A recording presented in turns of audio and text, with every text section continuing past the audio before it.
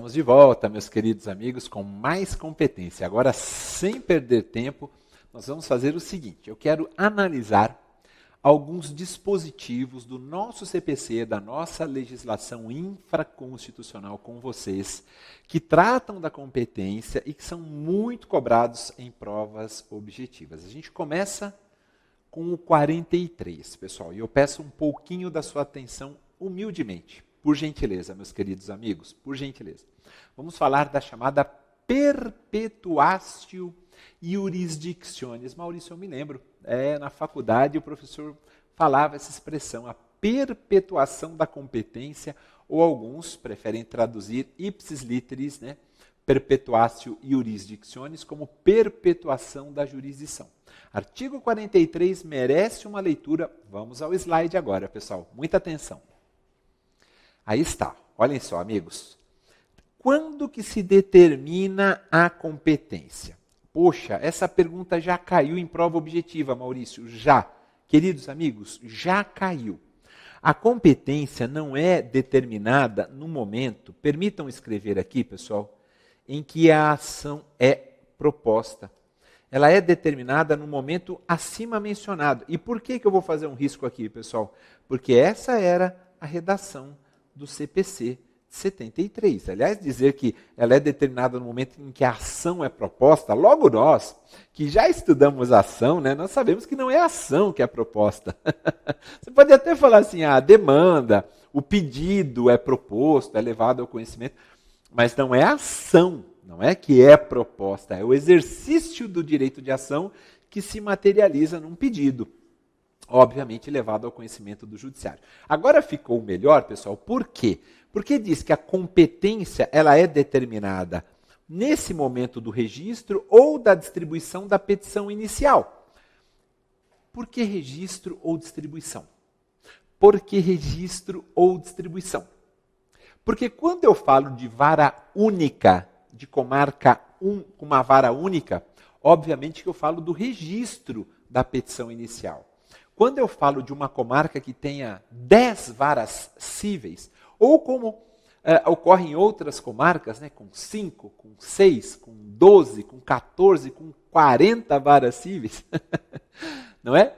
Aí eu já não posso falar que a competência é determinada no momento do registro, mas sim no momento da distribuição. Por quê? Porque o meu pedido pode cair com a 5ª vara cível, com a 8ª, com a 11ª, com a 22ª. A gente não sabe o que vai acontecer, tá bom? Mas vamos voltar ao slide. Vamos lá, pessoal, vejam só. Tudo bem, Maurício, a competência é determinada nesse momento.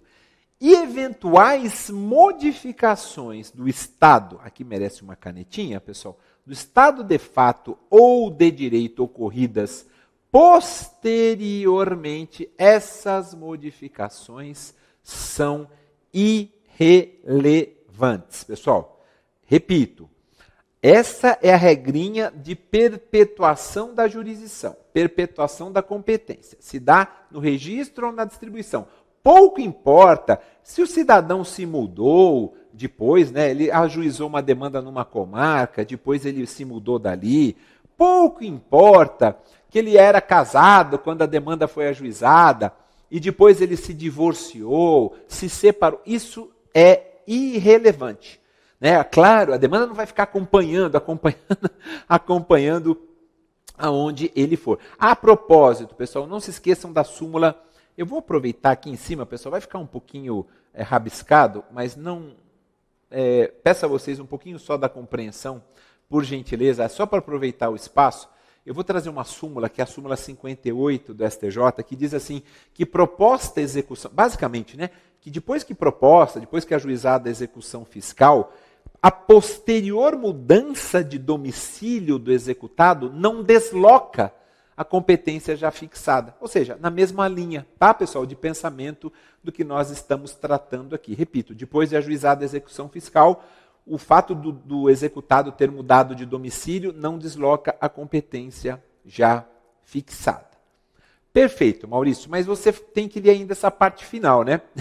Por isso que eu deixei o slide na tela. Salvo. Então vamos lá. O salvo é o que cai na prova. Que são as exceções, né? Tudo bem, a gente tem a perpetuação, pouco importa essas modificações, mas Mas nós podemos ter supressão do órgão judiciário ou alteração da competência absoluta. Então, supressão e também a questão da competência absoluta, né? Supervenientes são situações que devem ser reconhecidas de ofício pelo magistrado, tá bom? Então vamos lá, vamos trabalhar essas duas situações aqui, essas duas exceçõezinhas, pessoal. Imaginem o seguinte, imaginem que numa determinada comarca nós tenhamos 3 varas cíveis, criam uma quarta, mas essa quarta vara que criam, né, eu quase que falei, né, não é cível, essa quarta vara é uma vara de família. O que acaba acontecendo? Todas aquelas demandas de família que estão tramitando nessas 3 varas cíveis que já existem, serão redistribuídas para esta vara de família especializada que foi criada.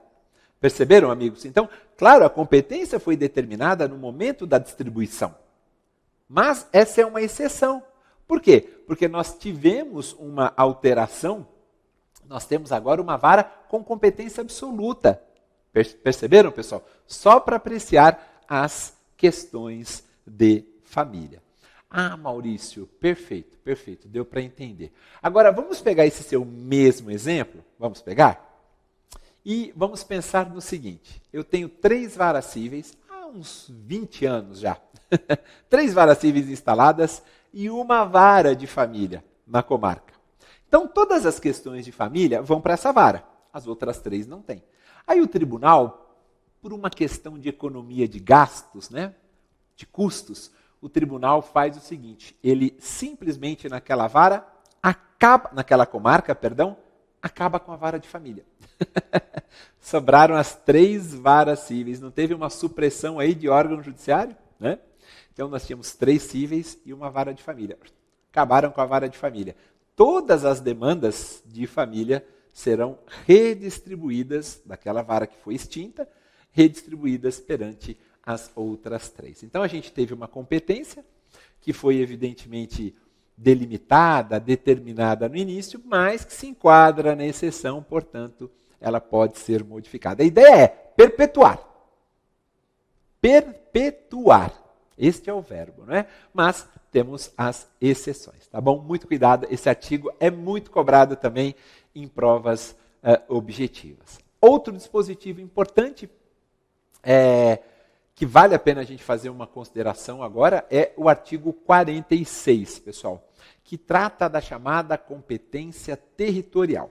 O 46, amigos, eu não vou colocar aqui para vocês não. Por quê? Porque o 46 é muito conhecido. Eu quero apenas recordar. Ele trata da competência territorial porque basicamente ele diz assim no seu caput. O caput é muito conhecido de nós. O que eu acho que vale a pena é sempre uma leitura dos seus parágrafos depois, amigos, porque são situações específicas. O caput do 46 traz aquela regrinha geral de que as ações fundadas em direito pessoal ou em direito real sobre bens móveis, com M, com M na frente, essas ações serão propostas em regra no foro do domicílio do réu. Por que você está falando móveis, Maurício? Porque eu, obviamente, vou ter que falar do 47 para vocês e aí a gente vai conversar a respeito das ações envolvendo bens imóveis, tá bom? Mas primeiro os móveis. Essa é a regrinha. Por que ela é tão, por ser, melhor dizendo, tão conhecida de todos nós, eu não vou me aprofundar. Os parágrafos do 46 são muito importantes. Por exemplo, vamos supor que o réu tenha mais de um domicílio. Ah, é verdade, Maurício. Se o réu tiver mais de um domicílio, onde que eu posso demandar contra ele? No foro de qualquer desses domicílios. Essa é uma regrinha específica, né, também que vale muito a pena a gente recordar. Maurício, vamos supor que seja incerto, vamos supor que seja desconhecido o domicílio do réu. Eu não sei onde ele está, qual que é o domicílio dele, era agora eu não sei se ele está lá, eu não conheço, não me lembro, não sei. Onde que eu posso demandar contra esse réu?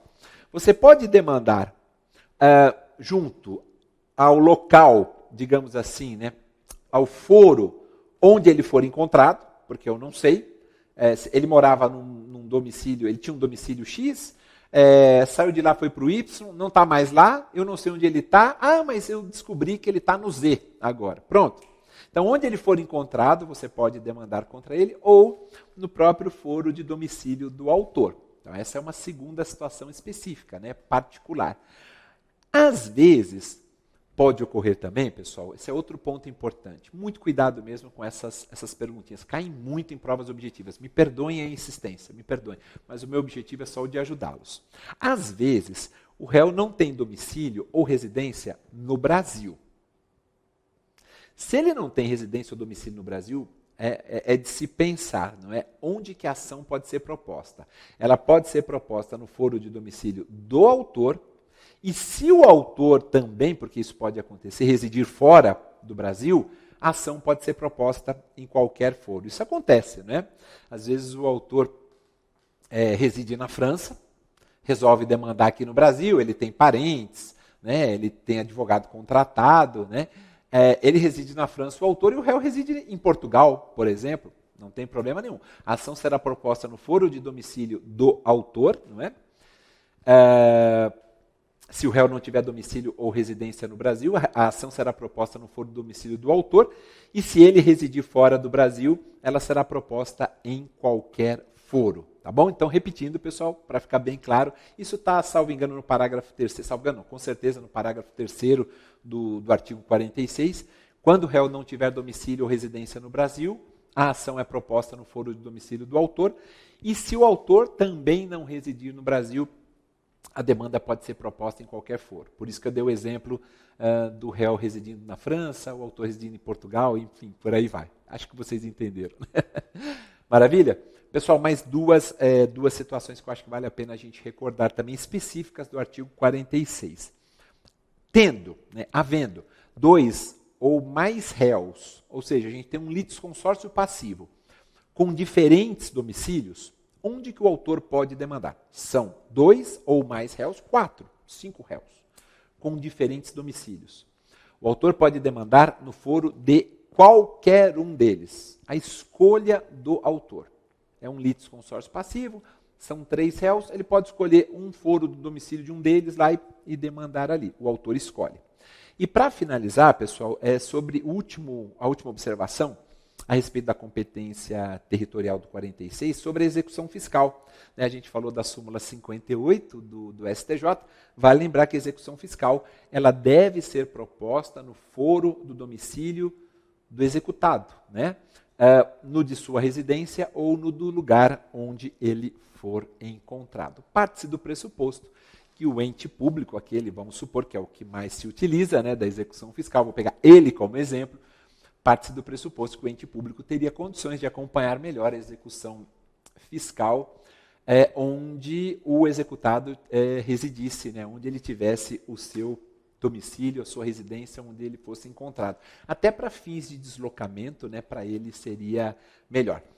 Sobre esses foros, pessoal, só para deixar bem claro, né, a doutrina majoritária, esses do 46, entende que são foros concorrentes. Cabe ao exequente escolher um dos foros. Tem uma doutrina minoritária, estou apenas citando aqui para fins de segunda fase, ou para uma prova oral, né? Tem uma doutrina minoritária dizendo que os foros seriam subsidiários. A gente teria uma ordem de preferência uma ordem de preferência a ser obedecida. Ou seja, primeiro o domicílio do réu, depois residência do réu e, por fim, o lugar onde ele for encontrado. Mas a doutrina majoritária é exatamente no sentido de que os foros são concorrentes. Cabe ao exequente escolher um deles e não ter esta ordem de preferência que a doutrina minoritária faz menção. Tá bom? 46 fechou? O 47. 47 a gente até falou do parágrafo 2º dele. Esse vale a pena a gente dar uma olhada. Vejam só na telinha, pessoal. 47, muito importante. Aí está, olha. Fórum recite, foro da situação da coisa. Eu sei que a gente já falou, quer ver, pessoal, o parágrafo 2º, isso mesmo. Lembram que eu falei, olha, ação possessória imobiliária será proposta no foro da situação da coisa, cujo juízo tem competência absoluta. A gente falou que era uma hipótese que levava em consideração, né, o critério territorial, mas é de competência absoluta e não de competência relativa. Muito cuidado com esse parágrafo segundo, mas igualmente, amigos, muito cuidado mesmo com o caput e o parágrafo primeiro. Por quê? Porque aqui a gente, diferentemente do 46, onde nós falamos de direito pessoal real sobre bens móveis, aqui a gente está falando de ações fundadas em direito real sobre bens imóveis. A competência é do fórum recite, é do foro da situação da coisa. Porém, o autor pode optar, aqui merece, sem sombra de dúvidas, um marca-texto. É opção, pelo foro de domicílio do réu ou pelo foro de eleição, pode optar tanto por um quanto pelo outro, se o litígio não recair sobre a grande maioria das demandas envolvendo bens imóveis. A grande maioria discute o quê, pessoal? Direito de propriedade, vizinhança, servidão, divisão e demarcação de terras e enunciação de obra nova. Aí a gente teria que levar em consideração que para essas demandas o foro competente seria o da situação da coisa, para elas. Quando o litígio não recaia sobre essas situações, por exemplo, uso, usufruto, habitação, quando não recair, aí sim o autor pode optar pelo foro do domicílio do réu ou pelo foro de eleição. Mas a grande maioria, ou seja, que são essas questões, elas têm como foro competente o foro da situação da coisa. Tá bom? Pessoal, mais um dispositivo importante. Eu falei que essa parte agora seria justamente para isso, essa segunda parte, não é? Artigo 51, importante. Traz aquilo que a gente já sabe em relação ao foro competente quando nós tivermos como autora ou como ré a união.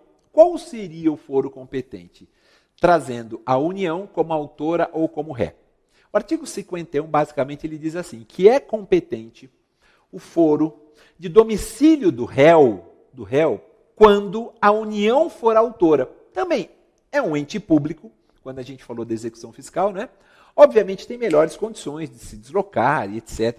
Então, é competente o foro de domicílio do réu. Agora, e quando a união for demandada? Quando a união for ré?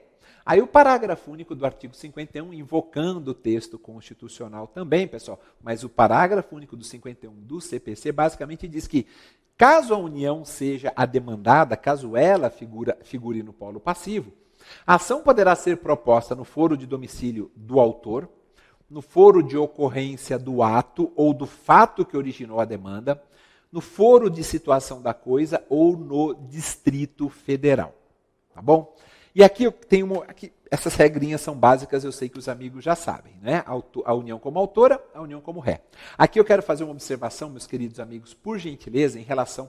Uma observação não, apenas lembrar a todos vocês que o artigo 109, parágrafo 3º da Constituição Federal foi alterado. O artigo 109 foi alterado pela emenda constitucional número 103 de 2019, a reforma da Previdência. Vamos dar uma olhadinha na tela, pessoal. Vejam só.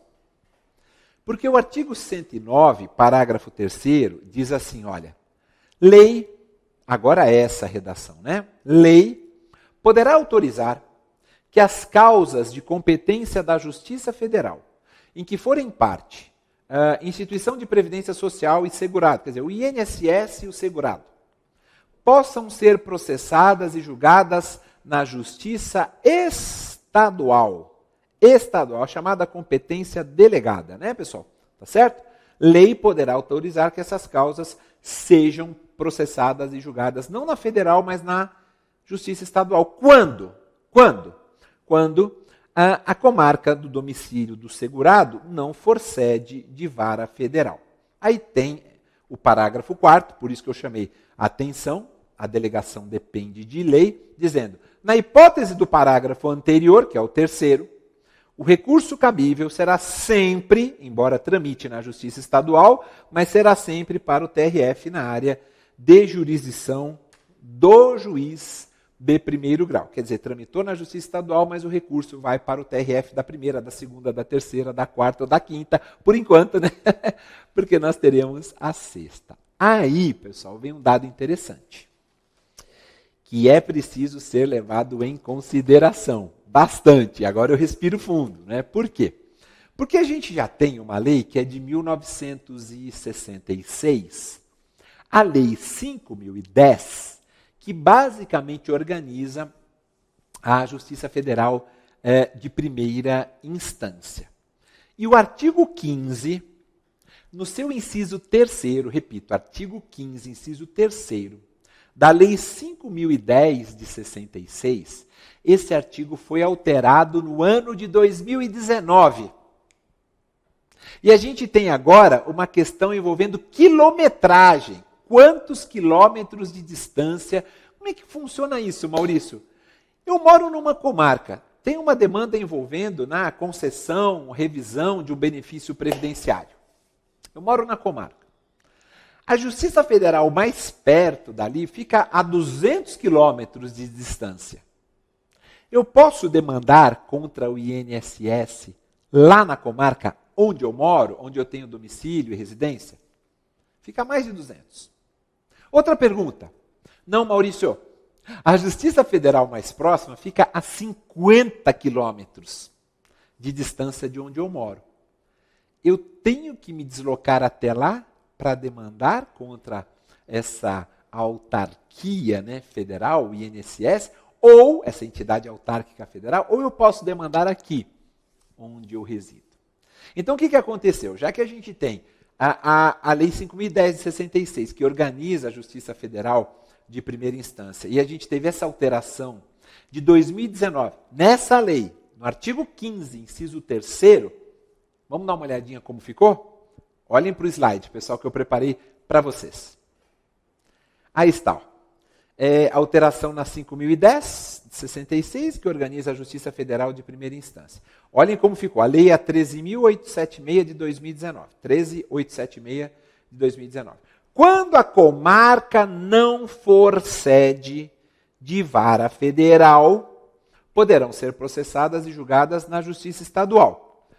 As causas em que forem parte instituição de previdência social e segurado e que se refiram a benefícios de natureza pecuniária, quando? Quando a comarca do domicílio do segurado estiver localizada a mais de 70 quilômetros de município sede de vara federal. Respondendo as duas perguntinhas que eu acabei de fazer para vocês, amigos, eu tenho certeza que vocês vão se recordar, né? Respondendo as duas perguntinhas que eu acabei de fazer para vocês. Se a Justiça Federal mais próxima estiver localizada a 200 quilômetros de distância, eu posso demandar na comarca onde eu resido. Não tem problema nenhum. Maurício, e se for a 50 quilômetros? Entende o legislador que é menos de 70. 50 é menos de 70 de distância. Você vai ter que demandar na Justiça Federal, lá onde ela está instalada, nessa outra cidade ou comarca, não é? Lá onde ela está instalada, e você vai ter que se deslocar até lá. Por quê? Porque é menos de 70. Até 70 quilômetros você se desloca. A mais de 70, não precisa se deslocar. Muito cuidado com essa alteração. Tá bom, pessoal? Pessoal, aproveitando o gancho, né, do que nós estamos falando, já que estamos falando de 51, estamos falando da União demandando, a União sendo demandada, entidade autárquica federal. Eu trouxe um julgado aqui para vocês, importantíssimo, envolvendo, principalmente, aqueles casos que envolvem, né, as instituições de ensino superior particular. A primeira sessão do Superior Tribunal de Justiça pacificou o entendimento que, nos casos que envolvam instituição de ensino superior particular, pacificou o entendimento, a primeira sessão, de que a União possui interesse. Portanto, essas demandas envolvendo instituição de ensino superior particular devem ser levadas ao conhecimento da Justiça Federal. Vejam o slide que eu separei para vocês, pessoal. Vamos lá. Aí está, olha. STJ, julgado 2018, publicado também no finalzinho de 2018, primeira sessão. O que é que diz?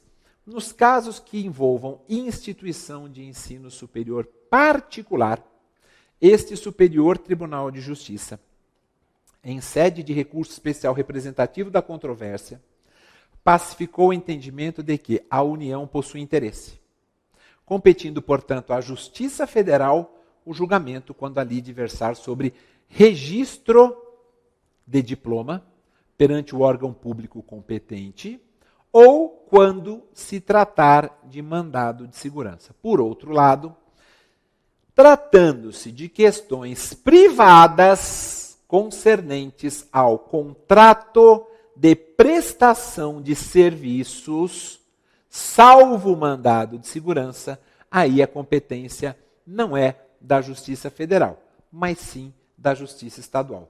Sendo esta última a hipótese dos autos, fixa-se a competência da Justiça Comum, que foi esse caso analisado. Então, para deixar bem claro, pessoal, envolve uma faculdade particular.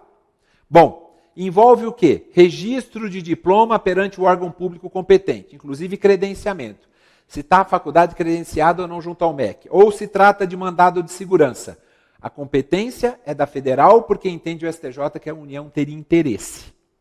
Por outro lado, se as questões foram privadas, concernentes ao contrato de prestação de serviços da instituição, salvo mandado de segurança, aí a competência é da Justiça Estadual. Perfeito? Muito bom, pessoal. Isso é o que diz o artigo 51. O 52, ele faz o mesmo papel, pessoal, o mesmo caminho, digamos assim, mas envolvendo Estado ou Distrito Federal. Qual que é o foro competente quando o Estado ou o Distrito Federal é autor ou quando eles são demandados? É competente o foro de domicílio do réu, evidentemente, para as causas em que o Estado ou o Distrito Federal seja autor.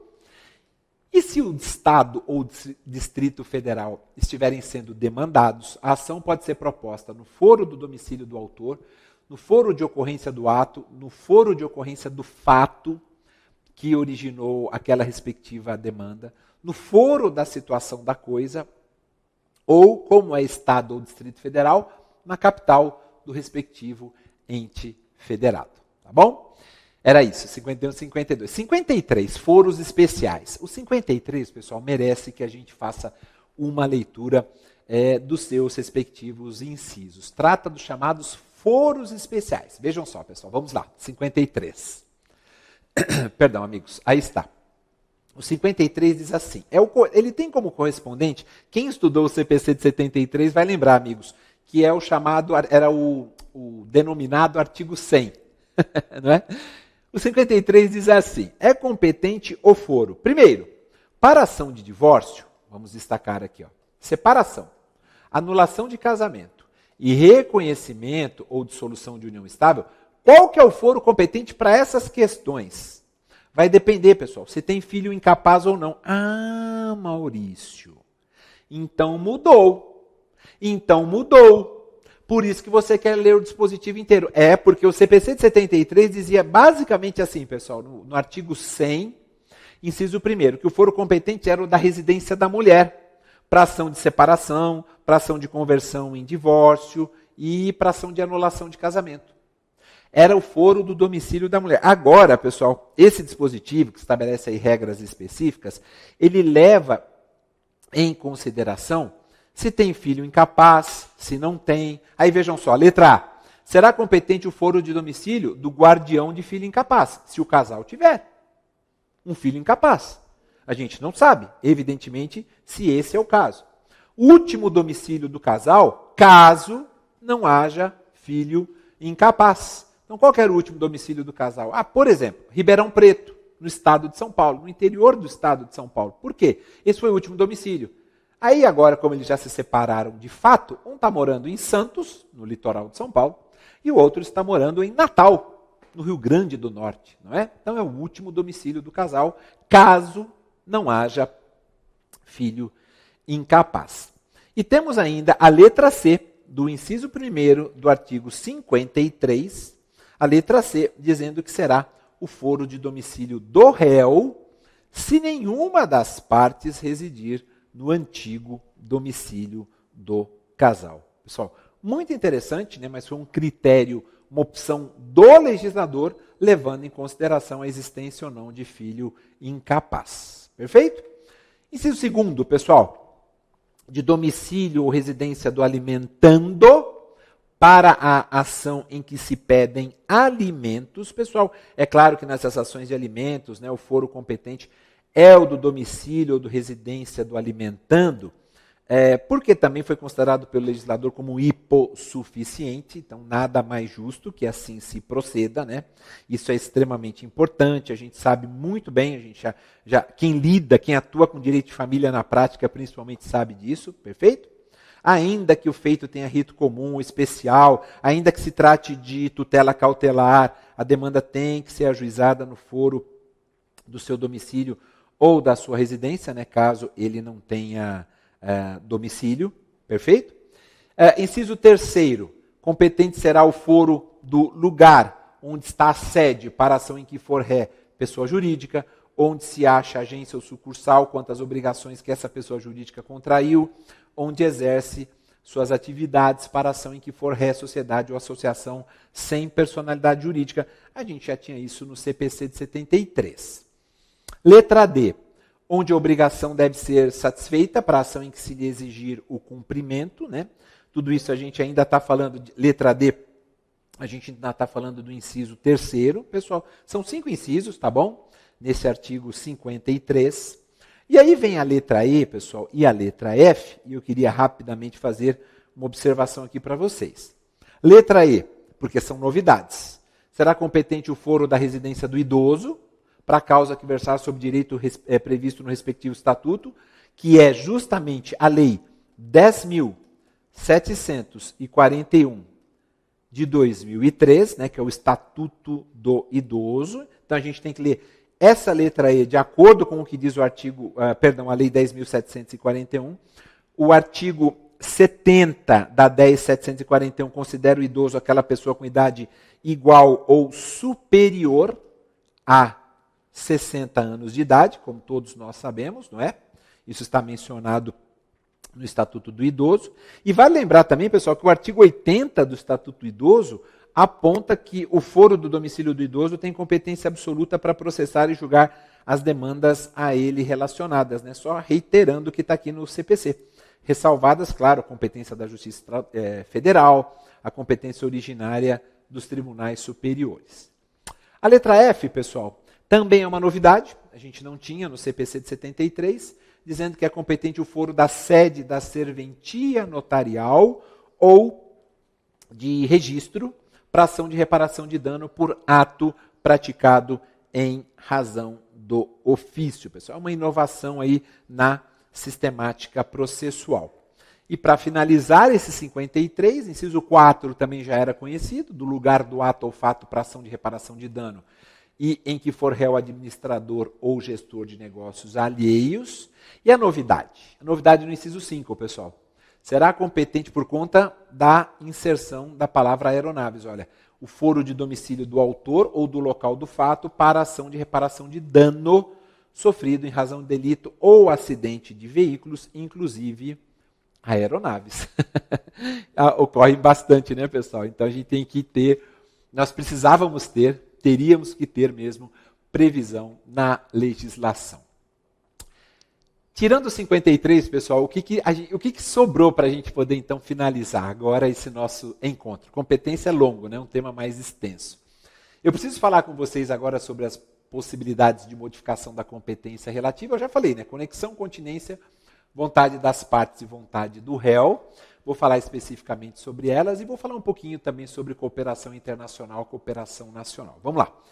Bom, amigos, a gente já viu que a competência absoluta é inderrogável por convenção das partes. E a relativa? Eu posso modificar a competência relativa em razão da conexão, da continência, vontade das partes, vontade do réu.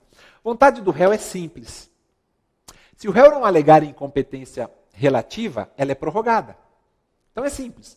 A vontade do réu é uma forma de eu modificar a competência relativa? Sim. Se o réu não se manifestar na contestação pela existência de uma incompetência relativa, a gente tem o quê, pessoal? A gente tem justamente a prorrogação. Então, aquela demanda está no 65, basicamente diz assim, o 65 do CPC.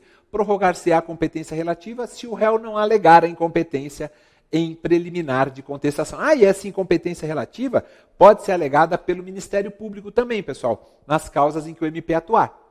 Isso está lá no artigo 65. Maravilha. Maurício, e a modificação da competência relativa pela vontade das partes, pessoal? Aí a cláusula de eleição de foro. Aí está lá no 63. Vamos dar uma olhada no 63? Perdão, amigos. Nós já lemos o caput do 63, tenho certeza.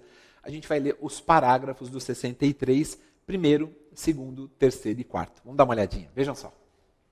Aí está, pessoal. Parágrafo primeiro, cláusula de eleição de foro. Ela só produz efeito quando constar de instrumento escrito e aludir expressamente a determinado negócio jurídico.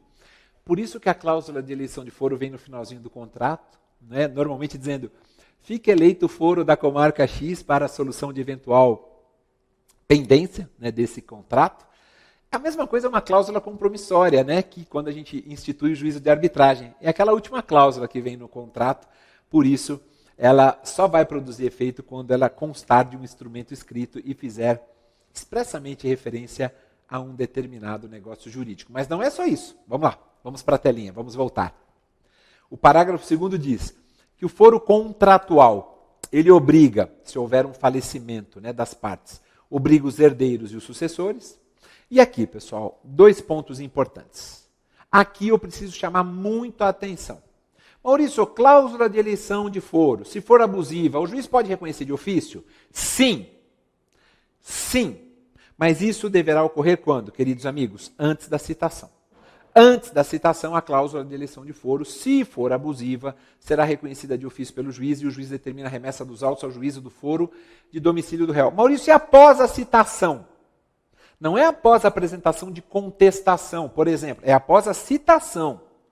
Citado, incumbe ao réu, aí a responsabilidade é do réu, aqui é do juiz, pessoal, olha, até aqui é do juiz, antes da citação. Citado, incumbe ao réu, alegar a abusividade da cláusula de eleição de foro na contestação, sob pena de preclusão. Perceberam, amigos? Isso é extremamente importante, a gente não vai errar mais. E para a gente fechar as modificações de competência relativa, pessoal, falar de conexão e continência, bem rapidamente. Primeiro, pessoal, lembrar, o artigo emblemático para a gente tratar de conexão é o 55. Paradigmático e emblemático. Quando 2 ou mais demandas são conexas? Pessoal, quando elas tiverem em comum o pedido ou a causa de pedir. O pedido ou a causa de pedir. A conjunção é alternativa. Tudo bem?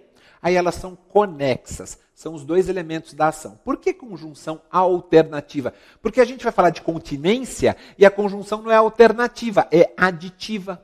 Tá bom, pessoal? Então, reputam-se conexas 2 ou mais ações quando elas tiverem em comum o pedido ou a causa de pedir. Maurício, peraí. Tem 2 demandas conexas. Se enquadram nessa situação que você mencionou. Só que a ideia de reunir demandas conexas é para evitar decisões conflitantes ou contraditórias, não é, Maurício? É.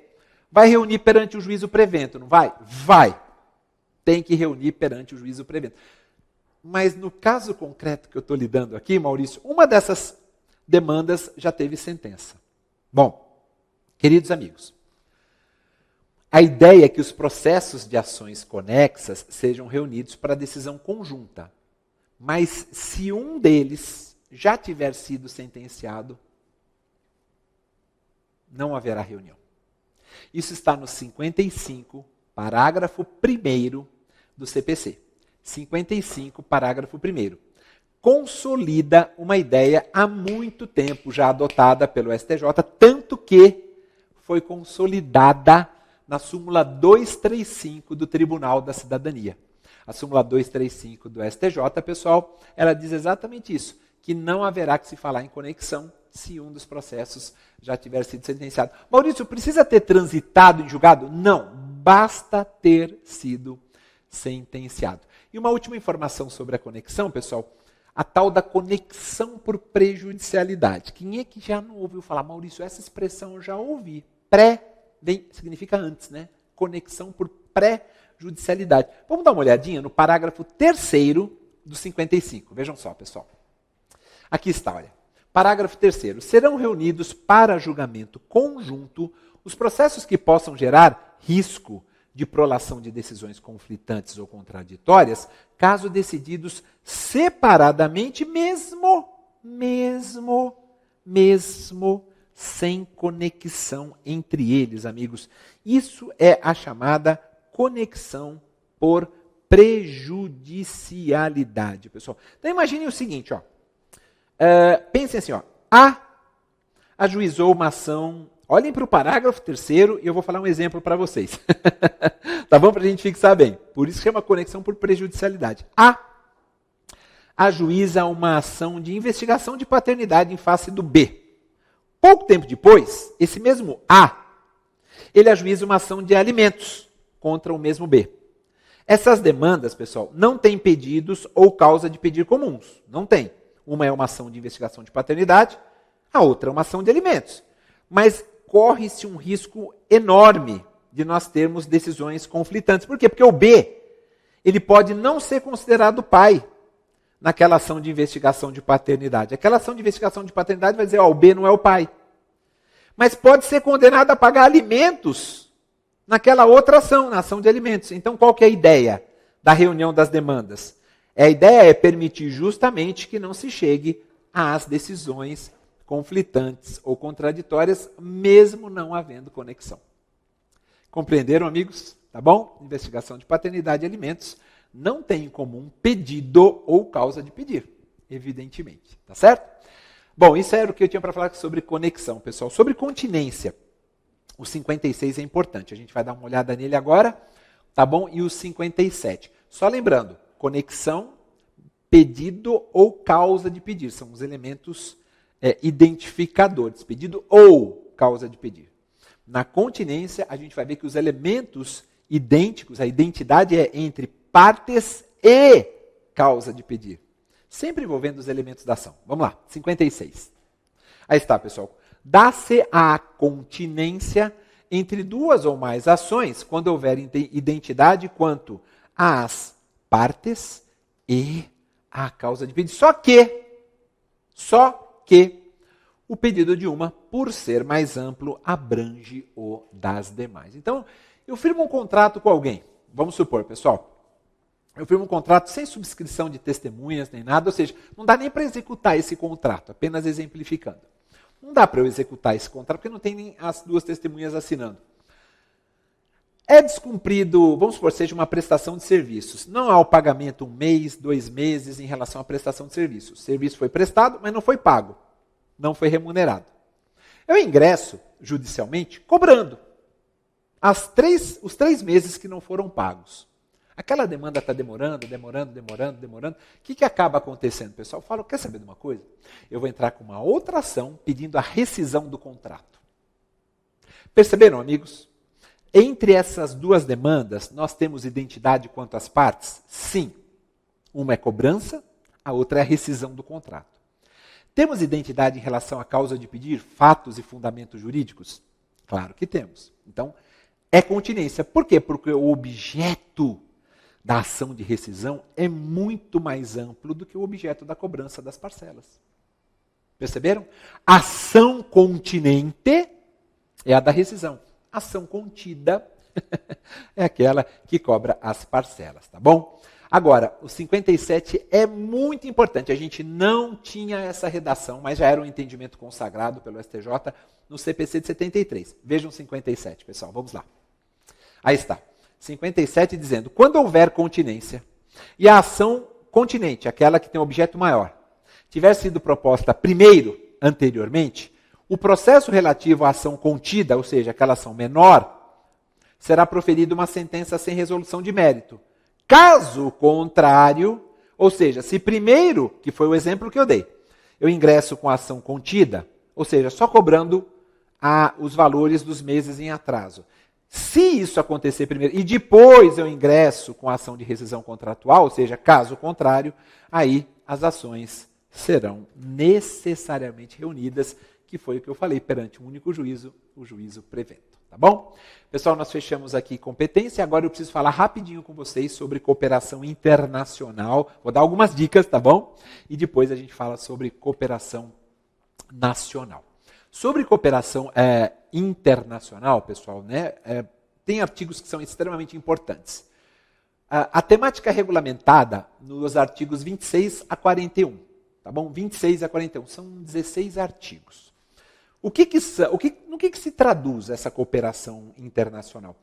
São atos, na verdade, de colaboração mesmo. A gente não tinha isso no CPC de 73, tá, pessoal? Extraterritorial, entre estados soberanos. Para quê? Para que determinados direitos sejam protegidos, para que esses direitos, além de serem protegidos, eles sejam realizados.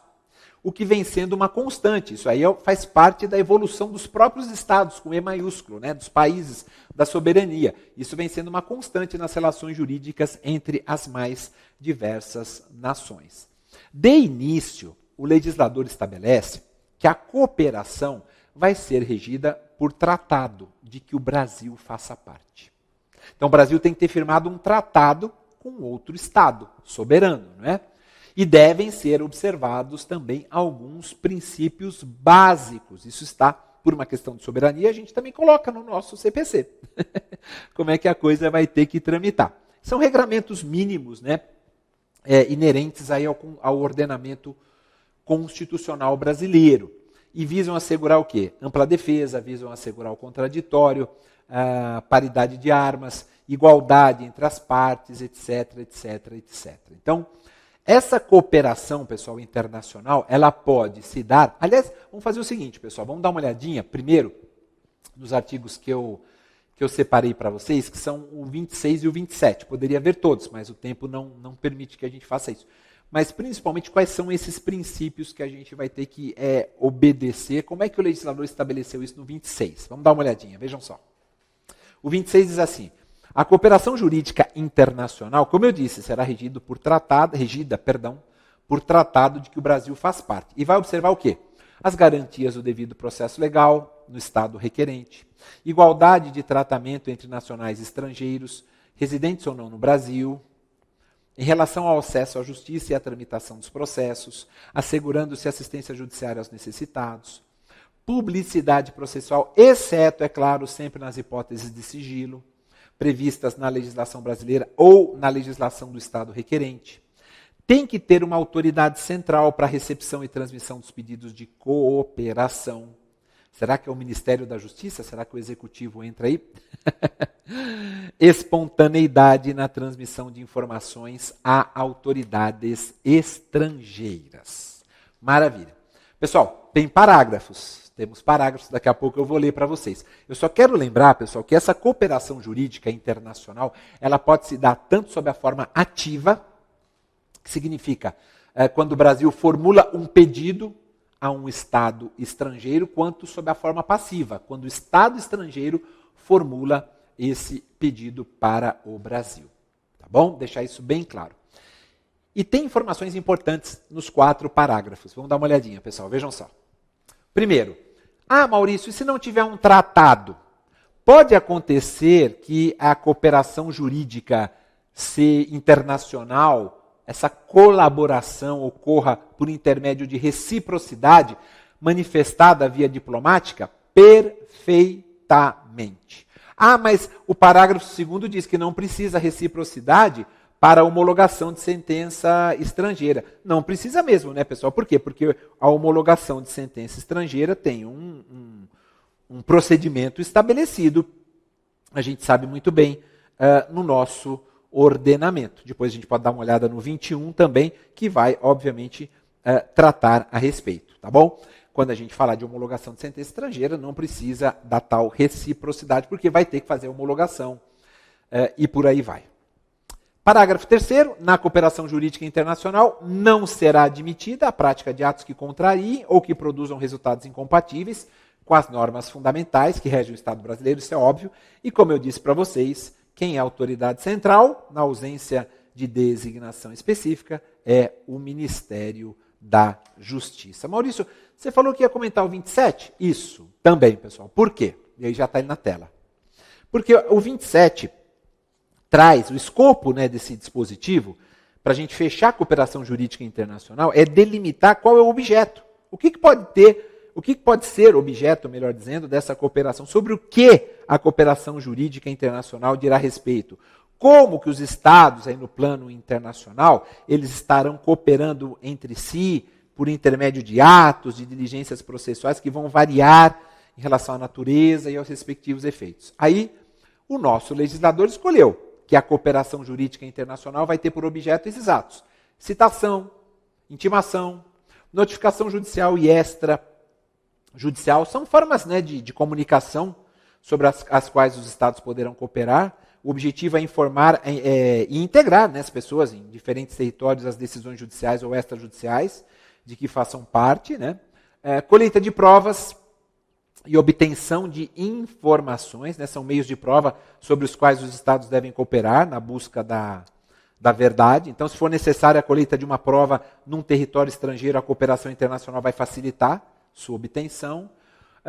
Homologação e cumprimento de decisão, para fins de dar efetividade, né, à prestação da tutela jurisdicional. Concessão de medida judicial de urgência, para assegurar que não se torne inútil a prestação final da tutela jurisdicional, assistência jurídica internacional e também qualquer outra medida judicial ou extrajudicial não proibida pela lei brasileira. Ou seja, amigos, cooperação jurídica internacional é uma forma de fazer com que nós possamos, né, conferir, assim a gente pode dizer, uma maior efetividade e uma maior colaboração nas relações jurídicas entre as mais diversas nações. Tá bom? Esses dois dispositivos, 26 e 27, são os mais importantes na minha concepção, pessoal. Mas vai até o 41. Depois, se os amigos quiserem dar uma olhada na questão do auxílio direto, na questão da carta rogatória, também vale a pena, tá certo? Mas esses são os mais importantes. E agora a gente fecha mesmo, falando da cooperação nacional. Aqui já são 3 artigos, pessoal. E a gente vai ler, então, esses 3 artigos. 67, 68 e 69. Saímos da cooperação internacional, vamos para a nacional. Vamos lá para a telinha, vejam só. Artigo 67, pessoal. 68 e 69. São artigos relativamente pequenos, então dá para a gente ler todos, tá bom? 67. Aos órgãos do poder judiciário, estadual ou federal, seja justiça especializada ou justiça comum, em todas as instâncias e grau de jurisdição, inclusive tribunais superiores, incumbe o dever de recíproca cooperação, por meio de seus magistrados e também de servidores. Pessoal, a gente não tinha, também, como nós não tínhamos cooperação jurídica internacional, a gente não tinha também a cooperação jurídica nacional estabelecida no CPC de 73. Então, qual que a ideia pessoal? Qual a ideia principal que a gente tem aí, não é?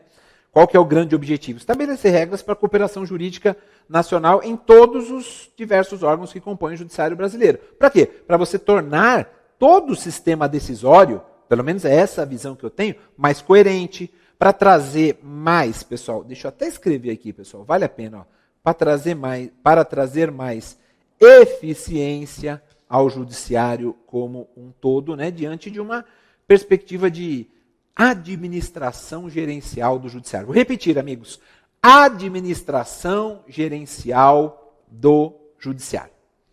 Aí o 68 diz, olha, os juízes poderão formular entre si pedido de cooperação para a prática de qualquer ato processual, qualquer um, é cooperação jurisdicional.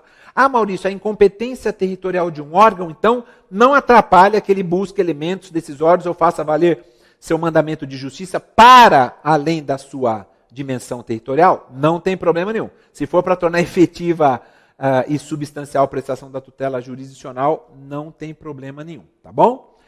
E o 69, eu havia dito para vocês, vamos fazer uma leitura rápida dele aqui, olha, 69 dizendo o seguinte, pessoal, o pedido de cooperação jurisdicional deve ser prontamente atendido, não precisa de forma específica e pode ser executado como? Aí a gente tem A gente tem auxílio direto, está aqui, pessoal, reunião a pensamento de processos, é outra forma, prestação de informações, atos concertados entre os juízes cooperantes. Tá bom, pessoal? Que vão ser ajustados.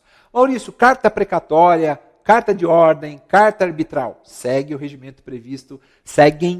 essas cartas o regimento previsto neste código.